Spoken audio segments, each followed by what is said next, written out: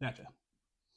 Which is exactly what the uncredited female reporter, whose name I couldn't find anywhere, said when she honeypotted and secretly recorded acting deputy chief of enforcement operations within the Department of Justice, Joseph Schnitt, catching him saying, yeah, thousands and thousands of pages of files. They'll redact every Republican or conservative person in those files, leave all the liberal, democratic people in those files. Look at how easy we are to spy on. I wonder if that's happening right now. Probably not.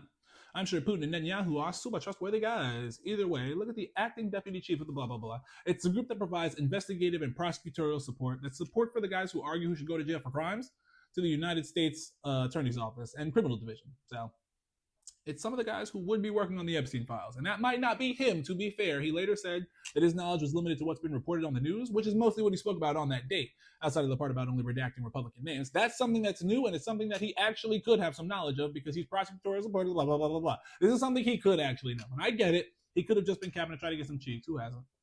I'm just playing. But is anybody questioning whether or not Donald Trump's administration would do exactly that? Exactly what he said they do? I understand that he might not be intimately aware of the details of the case, but he is a senior level chief of staff with over 20 years experience, and your best argument is that he doesn't understand anything about your processes?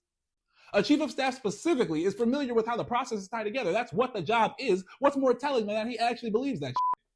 Like, can we just admit that nobody's going to prosecute anybody for anything and that nobody in the government actually gives a fuck about these Epstein files and all the crazy criminal demented shit those rich psychos did to children as young as 11 years old? Because even right now, without seeing anybody on the list, we know it's going to be a bunch of powerful people with a lot of motherfucking money, right? On both sides of the aisle, right? We know that, right? That's what's going to happen. The question is, what is the plan? What are we going to do once that does happen? I don't care about the specific names right now. Bill Gates. Let's say that Bill Gates and Donald Trump are in the Epstein files. I don't even need the proof of it. Yes, sir. I still want it. I still want the proof as soon as we can get it. But let's just say for argument's sake that we have those names.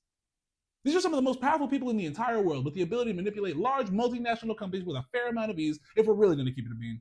Trump just 10% of intel in an unplanned handshake deal like that good little fascist that he is. And if we're going to keep it a super bean, multinational companies will really drive our government because they own most of our time and control most of our money. Warning, too real. Warning, too real. Self-destructing. All right, I get it. We need to figure out how we're going to make sure that these people actually get held accountable because they're going to try to sneak out of it. And our leadership is just incompetent enough to let them.